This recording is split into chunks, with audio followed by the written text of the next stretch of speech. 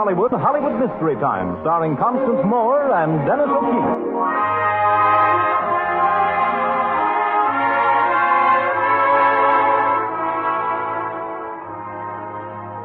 And now, Dennis O'Keefe and Constance Moore in Hollywood Mystery Time. Tonight, the case of murder by coincidence.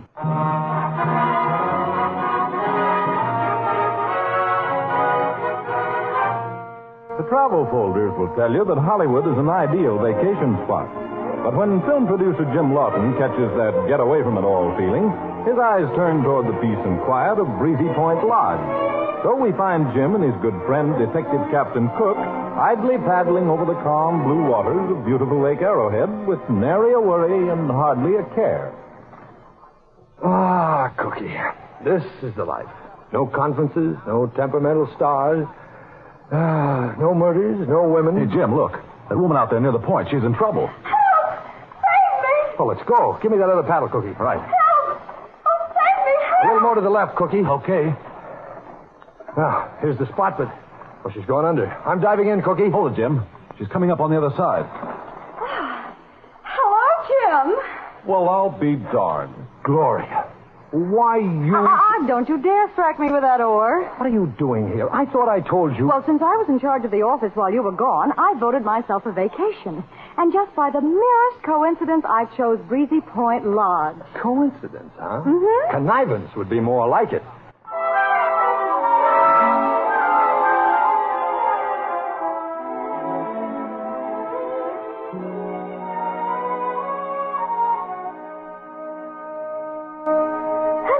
After that delicious supper, our schedule calls for a nice, quiet walk in the cool mountain breeze. Oh, you've certainly taken charge of this vacation of mine in a hurry. Yes, darling. Coming, Cookie? No, I think I'll smoke this one out. All right.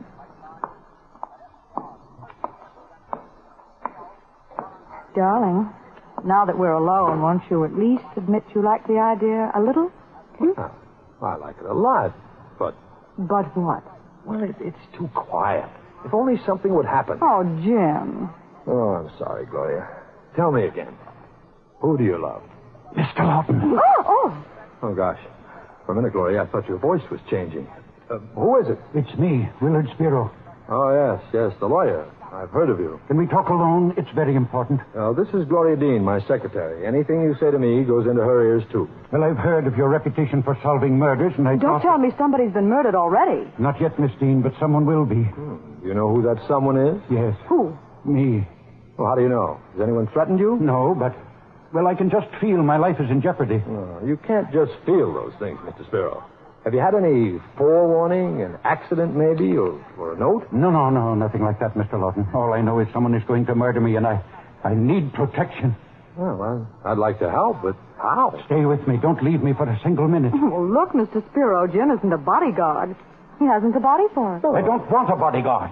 I had one up until tonight, but I fired him. Now I'm alone, and I'm afraid. Well, I'll tell you what I'll do, Mr. Spiro. Captain Cook of the Los Angeles Police is here. I'll have him keep an eye on you. How's that? Well, all right, but you'll watch out for me, too, won't you? Oh, yes, of course. Now, you go on inside the hotel. There's less danger of an accident in there than out here in the dark. We'll join you in a few minutes. All right. Thanks, Lawton. Thanks. I'll see you inside. Oh. What do you think, Jim? I'd say he needs a psychiatrist more than he needs a bodyguard. There's someone on the other side of the bushes who's been listening in. I'm going to take a look. Go ahead, Mr. Lawton. Take a good long look. Do you like my left profile or right? Why, it's a girl. Yes, and a rather attractive one at that. Doesn't anyone see me, too? I'm Rona Spiro, and this is my ex-fiancé, David Morgan. I take it the gentleman that just left is your father. Yes. Say, I remember you, young lady. You pulled a fake fainting act on me yesterday to get a screen test. Is this another one of your little concoctions? No, I assure you my father is really serious. He actually believes someone's going to murder him. It's purely in his own mind, of course, absolutely without foundation. Now, my theory as a psychologist is... You seem a little young to be a psychologist, Mr. Morgan. Well, I completed Psych 1 at Brentwood College, which does lift me out of the layman's class, you know. Anyhow, my theory is the old man suffers from delusions of persecution. He may have something there, Jim. Maybe. One question, Rona. Do you know anyone who might want to murder your father? No, of course not. Except Well, except David here. Yes, that's true. You see, Rona and I were engaged, and Mr. Spiro broke it up for the most preposterous reason. He insisted I was too young. Well, that is dreadful, David. Anyone can see you're at least 19. Almost. I'll be 19 in December. Gloria, I think we ought to warn Captain Cook about this suspicious character. Oh, I'm harmless enough. According to Pevid's Criminology and Criminals, I'm just not the type for murder. Well, it happens that I am. Coming, Gloria? Right. Goodbye, Mr. Lawton. And if anyone is murdered, you can be sure you'll be the first one I call.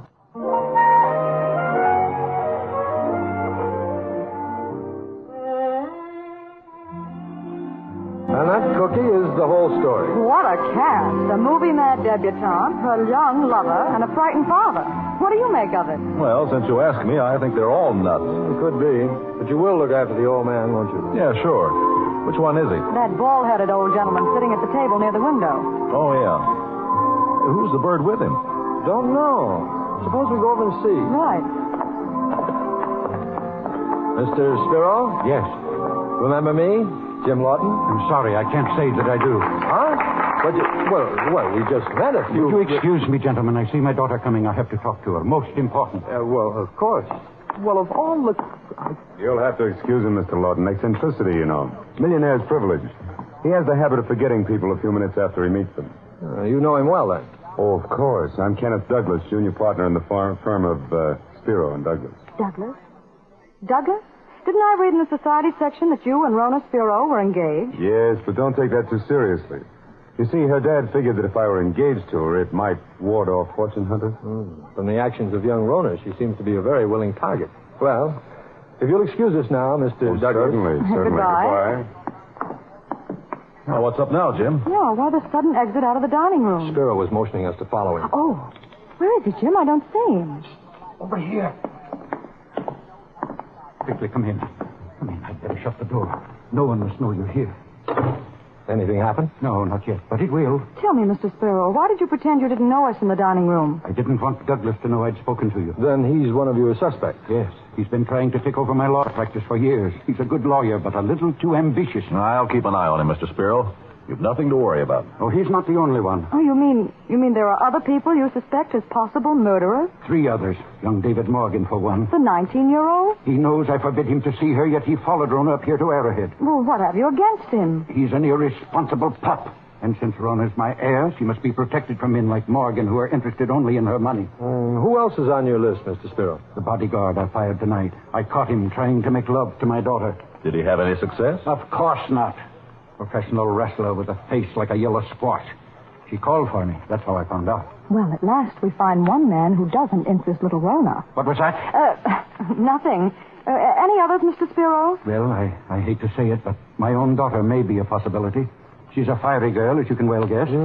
We've guessed. And as you can see, Rona would inherit my fortune if I was gone. Well, we've met 3 of your suspects, Mr. Spiro, and frankly, they all appear harmless enough. My advice is lock your doors and windows and go to sleep. Yes, and we'll see you in the morning. Try to forget your fears. Captain Cook here will look out for you. Thank you, Mr. Lawton and Captain Cook. I'm counting on you, but I'm also warning you. If I'm murdered, it will be one of the 4 I mentioned. Don't let that murderer go unpunished. Good night, gentlemen. Well, I'm off to bed. Good night, dear. Good night, Gloria. Well, Cookie, let's hope Mr. Spiro doesn't have a bad dream tonight. Yeah, fine thing. I get away for a few days vacation and then run into a crackpot who thinks he's going to get murdered. Spiro. No, that was Gloria out on the terrace. Let's go. Gloria, what happened? I was walking across the terrace. Someone behind me said, Rona, I love you, or something like that. Oh, he was the most hideous monster I've ever seen. Oh, that must be the ex-bodyguard with the face like a squash. Oh, worse than that. A squashed squash with cauliflower ears. Well, I don't think you bother you anymore, darling. It's Rona he's after, not you. Oh, Jim. I'm going to see that horrible face all night in my dreams. Well, dear, just think of my face instead. Oh, no, Jim. That would be almost as bad.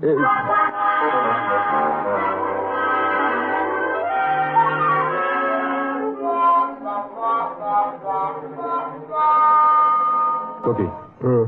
Did you hear someone? No. Go back to sleep. It's only a bad dream. I tell you, I heard something. Sounded like a door shutting. Well, doors can't stay open all the time. That's why they have hinges. I'm going to check Spiro's room. Coming? Oh, all right. Well, no one out in the hall, Jim. Let's go back to sleep. No, not yet. Come on, Cookie. This is Spiro's room, isn't it? Yeah. Well, I guess you won't be happy until we try the door. It's open. Something must have happened to Spiro. Turn on the light. Okay, if I can find one. Look, Spiro. What'd I tell you? Sleeping like a baby. Well, I'm going to see for sure. Shh, don't waken him. I won't, Cookie. He's dead.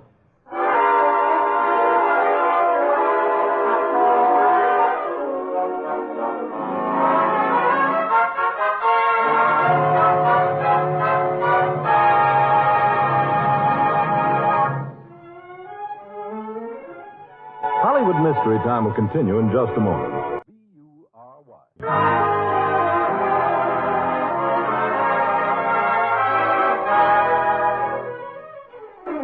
Now back to Hollywood Mystery Time, starring Constance Moore and Dennis O'Keefe.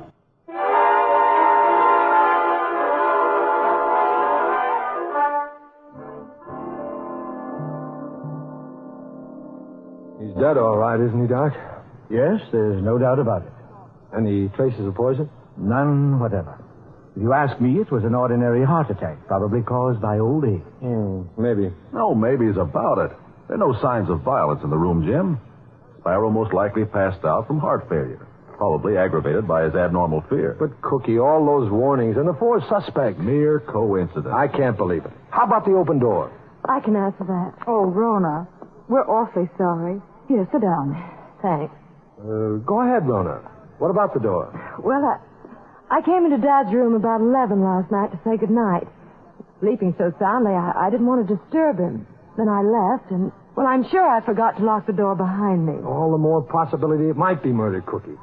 Maybe you'd better send up a Los Angeles medical examiner for an autopsy. This is out of my jurisdiction, Jim. I can't do anything. Cookie, I can't forget that old man's warning.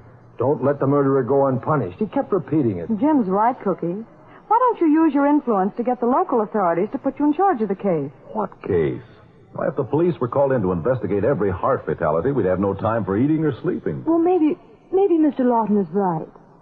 Captain Cook, I wish you would investigate. Well, in that case, I guess we've got a case.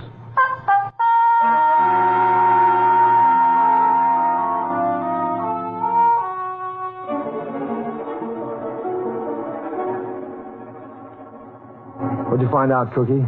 Nothing. The old man died of a heart attack, all right. Not a single clue? Well, just one, if you can call it that. And then he found a needle mark on the dead man's arm. Then that's it. That proves it was murder. Now, hold it, Jim. There's no evidence of any poison or serum entering his system. It's probably nothing more than an accidental jab with a safety pin. Oh, I realize it's not much to go on, Cookie, but perhaps a poison was used that disintegrated in his body, leaving no traces. Oh, that's fantastic. Well, I'm going to check on that angle anyhow. Jim, I've got an idea. We have 4 suspects, haven't we? Brilliant deduction. No, now, wait a minute. If the murder was done somehow with a needle, then whoever did it must have that needle very much on his mind. I can't argue with that. Well, then why not work the old psychological association test? Association. Yeah.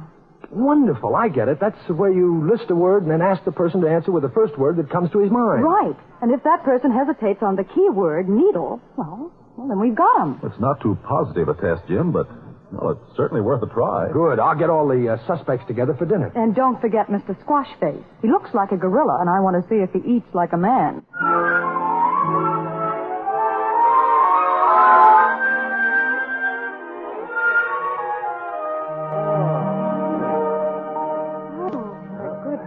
Oh, it was really very thoughtful of you to invite us all to dinner, Mr. Lawton. My pleasure, Rona. Don't you think so, David? Well, to coin a phrase, the condemned man ate a hearty dinner. Who are you referring to, my boy? Well, Mr. Douglas, why do you suppose Lawton here invited us to dinner? We're the logical 4 suspects, and he hopes one of us will give himself away. No, here, have a piece of cake, Mr. I'm sorry. What is your name? Cram, only in wrestling circles I'm known as Cranberry. Crushed cranberry would be more appropriate. Well, Graham, how about some cake, eh? It's delicious. No, thanks. You never touch the stuff. My beauty diet, you know.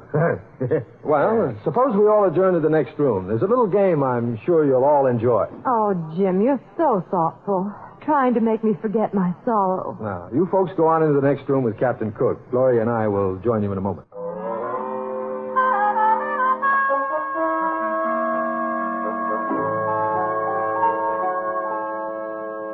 All set with the association test, Gloria? Yeah, I have the 7 words. Now, you time the reactions and watch for any hesitation on that keyword, needle. Okay, we'll call them in one by one. Who's first? Makes no difference. Well, how about Ken Douglas? I always did like a man with gray streaks that run helter-skelter through his hair. Gloria, please concentrate on the test. It may send Mr. Douglas running helter-skelter to the electric chair. Oh, Douglas, will you come in? Lawton, just what kind of a game is this? Test of wits? Something like that. I'll mention a word, and then you answer with the first word that comes to your mind. Okay, shoot. Well, that's not exactly the word we had in mind, but you're thinking in the right direction. All ready, Mr. Douglas? Yes. All right, let's go. Black. White. Bread. Butter. Nail. Hammer. Sugar. Salt. Man. Woman. Needle. Thread. Money. Money. $1. That's all, Mr. Douglas. Would you call Mr. Cram, and please don't tell any of the others about the game? I won't.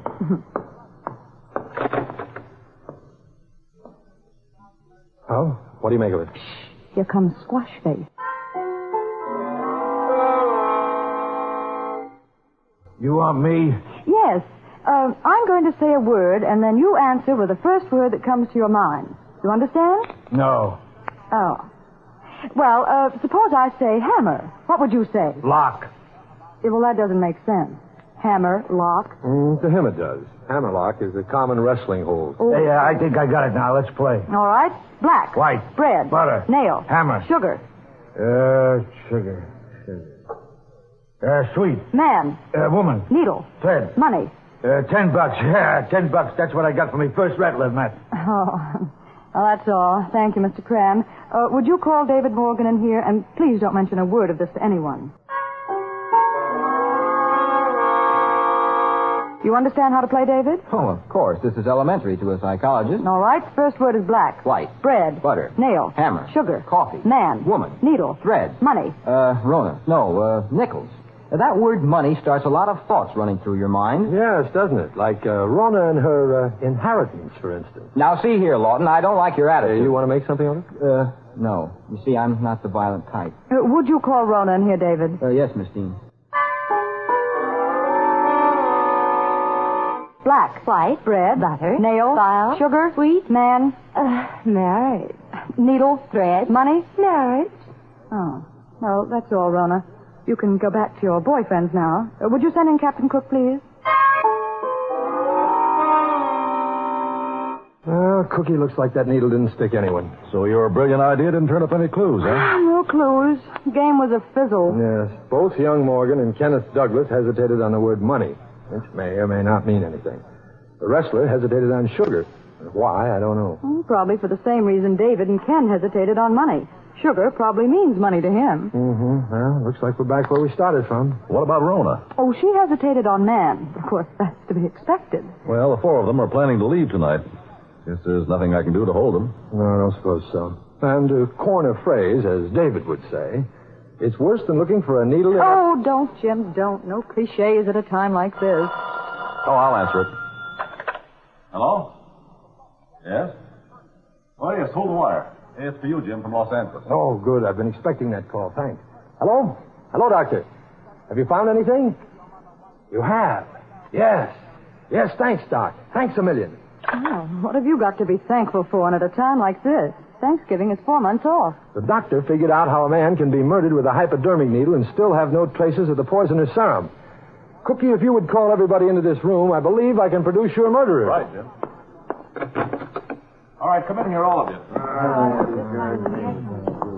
Well, did you discover anything from those tests, Mr. Lawton? Now, my theory... Save your theories for Psych 2, Morgan. I've found the murderer. Yeah, but Jim, the key word was needle, and none of them stumbled over that word. Yes, Gloria, but one of them did stumble over the word sugar. Cram, the bodyguard. So what? Sugar means money. I had it on my mind because Spiro owed me 2 weeks' pay. That don't prove a thing. On the contrary, Cram, it proves that you're on your way to the hot seat. Yeah, but Jim, you still haven't explained why the word sugar is so important. Because, my dear, the word sugar didn't mean money to our friend Cram. If you'll glance at his test, you'll notice that the first thing that came to his mind when you mentioned sugar was the word sweet. A very logical reaction. For a man suffering from diabetes. Are you sure you can prove that, Jim? I don't imagine you'll have any trouble convincing a jury, Cookie. I was pretty sure it was Cram when he refused that piece of cake at dinner. And as a diabetic, Cram would know that an overdose of insulin through a hypodermic needle could kill. That the sugar that remained in Spiro's system, even after his death, would eat up the evidence. Oh, it was very clever, Mr. Cram. Double talk. Stay where you are, Cram. I've got you covered. Yeah, I killed him all right. He treated me like a slave. Thought I wasn't good enough for his daughter. And me, a wrestling champ. Well, champ, it looks like this is one fall you lose. Now I know there is such a thing as poetic justice. Well, how do you mean, Gloria?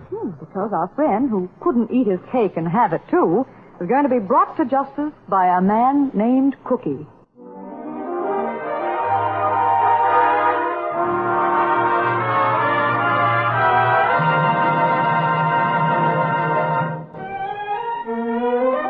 Again next week at the same time for another thrill and laugh-packed story with Dennis O'Keefe and Constance Moore in Hollywood Mystery Time. Music on this program was arranged and conducted by Charles Hathaway. This is James Doyle saying good night. This is the American Broadcasting Company.